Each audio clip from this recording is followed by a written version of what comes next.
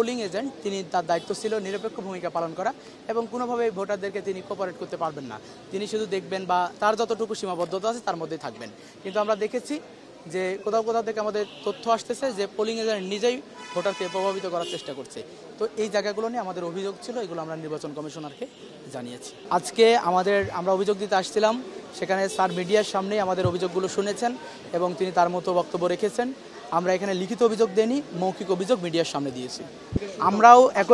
আমরা একই কথাই বলতে চাই, যারা শিক্ষক, যারা কর্মকর্তা কর্মচারী, যারা স্টুডেন্ট এবং আপনারা সাংবাদিক যারা কার্ডধারী আছেন, এর বাইরে বিভিন্ন প্যানেল বা প্রার্থীর পক্ষ থেকে পর্যবেক্ষকদের কার্ড দেওয়া হয়েছে অনুমতি সাপেক্ষে।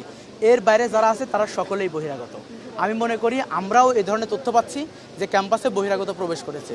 আমরা চাই আপনারা সাংবাদিক যাদের কার্ড দেখবেন না বা স্টুডেন্ট না, বা আপনারা নিজেরা যাচাই করেন এবং নির্বাচন কমিশনার স্যারকেও আমরা বলেছি তারা যেন দ্রুত সময়ের মধ্যে আইন শৃঙ্খলা যে মজবুত অবস্থান দেওয়া দরকার সেটা যেন দেন এবং তারাও যেন এই বিষয়গুলো দেখভাল করেন।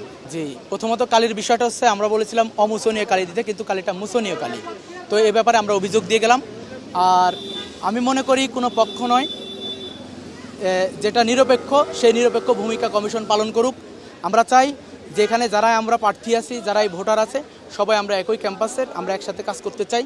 আমরা কোনো পক্ষপাতিত্ব করুক, এই ধরনের কোনো পরিবেশ তৈরি হোক, এটা আমরা কোনোভাবেই চাই না এবং কোনোভাবে মেনেও নেব না।